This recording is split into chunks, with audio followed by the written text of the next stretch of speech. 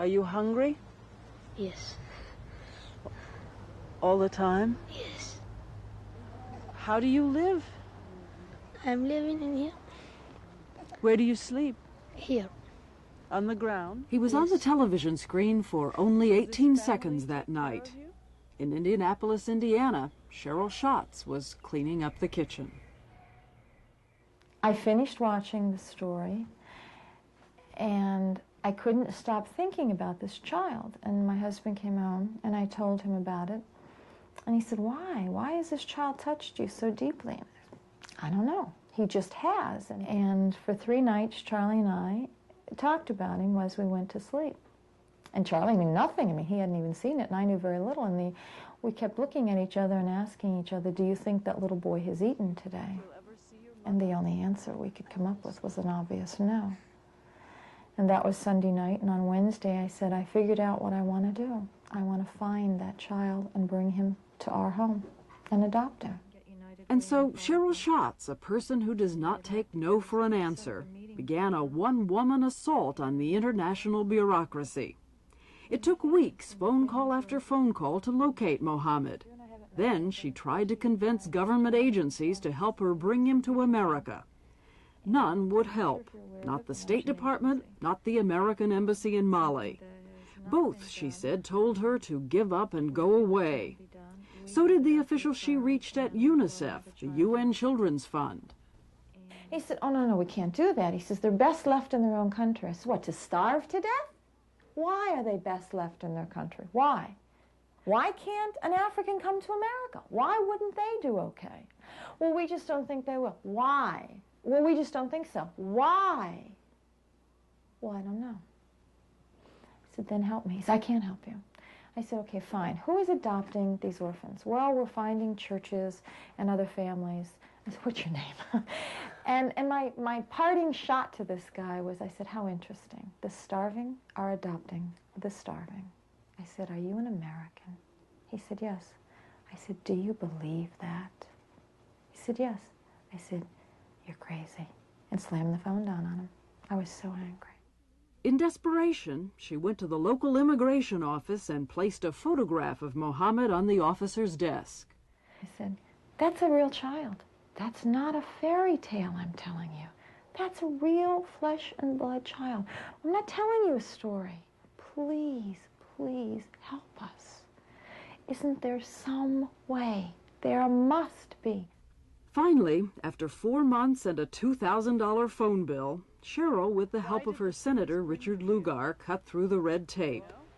And so Charlie Schatz, a racing car mechanic who had never been further away than Mexico, took the rest of their life savings out of the bank and set out for the remote desert of northern Mali. And finally, the phone rang one morning at 5:15, and I was asleep. And it's Charlie. And he said, there's someone here who needs to talk with you. And I said, oh, okay. And he was being so formal that I made the assumption it was someone from the embassy. And I hear this little voice say, hi, Mom, how are you? A few days before last Christmas, Mohammed Ag al-Bakai arrived at his new home in Indianapolis, Indiana, USA.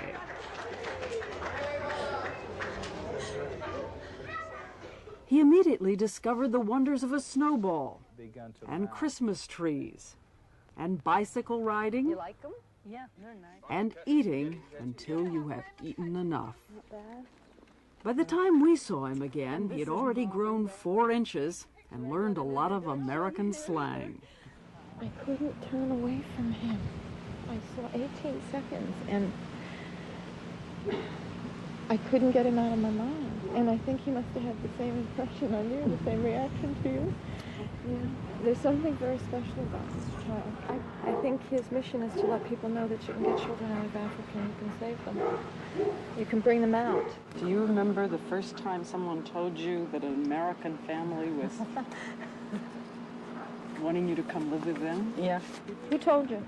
The missionaries. From the letter we sent? Yeah. What did they say? They said some people from America want to adopt you. What did you think? I thought, what? Were you afraid at first? No, I was too excited to be afraid. Since Cheryl's 3 children from a previous marriage are grown, Mohammed has a room all his own, a place where American abundance and memories of hunger meet.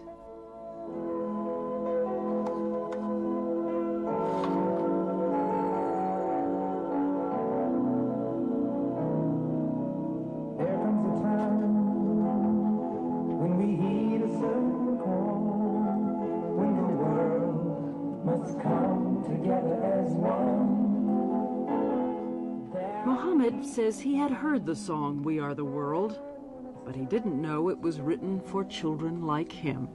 This guy, a few months later, he died. Oh, no. This guy, the standing in the back. Yeah? Yeah. From being hungry? Mm-hmm.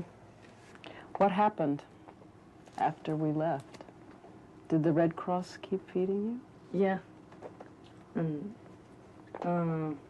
About a few months later, they stopped feeding me and they give me like about 8 kilos of rice a month.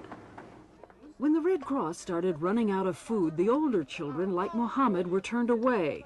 For a while, one of the Red Cross workers fed him personally. When she left, some American engineers took him in, even though every night, like Robin Hood, he would lead the hungry children into the kitchen to scavenge for food.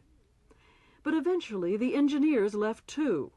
Mohammed, already sick with malaria and TB, faced a certain early death. For so many years, to survive, he had to be so tough.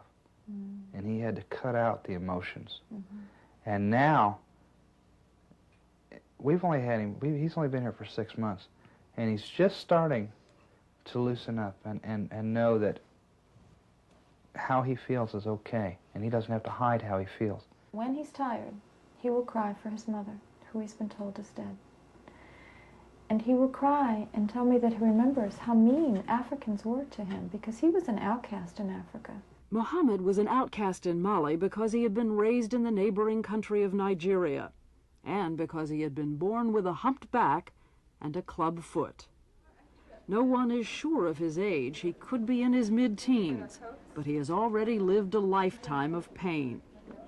When his foot was injured, he treated the wound with street remedies: hot water, salt, and battery acid. It had to hurt. God, it had to hurt. And the doctors have operated and found that when they got inside, the battery acid had burned all the way through the muscle, the tendons, the tissues, everything, down into the bone. And the tissue had grown into the bone. And they almost had to amputate. Dr. Terry Trammell at Methodist Hospital, a surgeon who treats race car drivers, said he would donate his time to see what could be done. Mohammed has had one operation and faces many more. He has TB. He has the worst form of malaria. He has life-threatening malaria. He has 2 types of scoliosis. One is curving him forward, one is curving him sideways. One he inherited, and one is from malnutrition. You know, I can imagine someone listening to this and saying, how can you do this? how can you do this? Well, when we began to learn, little by little, of the things, we turned to each other, and we were at the point where we had to discuss, do we move forward? And I said, I certainly didn't expect a healthy kid, you know, coming out of a situation. What do you think? And he said, I didn't expect that either. I said, let's go get him. When I left for Africa, I was going to get my son. He was. I wasn't going to get some little He kid. was leaving to get our son. I was going to get our son. Do you miss Mali sometimes? A little bit. Just a little bit? Yeah. Do you think you'd go back there someday? To visit. He's always going to be an African boy. He's He will African. always be African. He lives in America. He may be an American citizen. That's We don't ever want him something- to lose his heritage. That's something else that Cheryl and I believe very strongly about, is that, yeah, we're Americans and Mohammed's an African, but we're all citizens of the world. Mohammed, what's been the hardest thing about being here? Tell the truth. Okay. I'll tell it anyway. Who cares? It's how, you know, you haven't had any people to tell you what to do and all that. And now you've got Now two you people. Now you have to go to bed at 9 o'clock. Right. Why do I have to go to bed at 9 o'clock? He wants to know. What do you want your house to be like when you grow up? Like big property. You want a big property? What else do you want?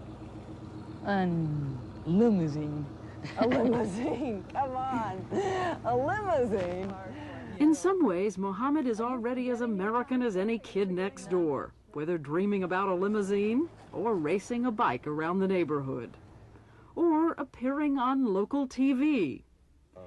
In one of those appearances, not long after he arrived in Indianapolis, he told an interviewer that he missed his friend Nimitz, who had been found lying on the street, not enough muscle on his bones to stand. Nimitz was brought to the same Red Cross worker who was caring for Mohammed. Mohammed helped nurse Nimitz back to life. And while Mohammed talked about Nimitz, Raymond Moore and his wife Toma of Bloomington, Indiana, listened. My heart just went out to him, and I just thought, that's a boy for me. And then after we met Mohammed, he wanted his friend here, and I knew it'd make him happy and make them both happy and give them both a chance in life. I wanted to go for it. Raymond Moore made these home movies of his journey to Mali. He hitched a ride with the Red Cross for the 800-mile trip into the desert. And the boy he found there stopped his heart. Nimitz's mother was alive, but since she couldn't feed her older children, she wanted her son to go with the American. Hey! Wow, man! I'm not your mom. Hey, man! Oh, man!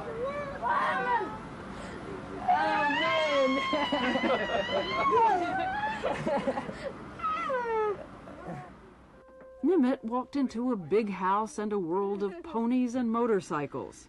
Raymond Moore is a successful building contractor and says someday the business will belong to his new son. Is there a racial question even to be raised? Did you wonder? Of course, we thought about it before we adopted him, and some of my family brought that up. But that's one reason they were very much against it. But I don't even think about it anymore. And they don't either. They don't either anymore. They all love him too. now. Because it's been so easy to love Mohammed and Nimitz, Cheryl and Charlie Schatz have decided to form a non-profit adoption agency to help other American families adopt starving African children. But if it's been easy so far, the Moores and the Schatz are prepared for tougher days ahead. For one thing, Mohammed has had some learning problems. He is bright, but he faces the constant distraction of his medical trouble and the strangeness of the classroom. And if you can take the boy out of the desert, you can't, apparently, take the desert completely out of the boy. He bought a tent this summer so he can sleep outside as he did in Mali. He still gets homesick. But there are going to be some people out there still who say it's not going to work ultimately. Ultimately. There's a lot of people out there that I'd like to thumb my nose at. They said it couldn't be done. We couldn't get him over here, too. So Give up your those same dream, it'll people, never happen. yeah, just give it up. It's not going to happen. So sure, there's skeptics. There's always skeptics. Can't but, please all the people all the time. I wouldn't think. I couldn't think about a day without Mohammed now. No. He's my son. And so, while most of us looked at the pictures of the hungry in Africa and saw statistics, nameless children, an endless blur of faces, the Schatz and the Moores of Indiana saw more. They saw that each one of these children has a name, like Mohammed or Nimitz. And they have shown that it is possible for one American to reach into the heart of Africa and save a life.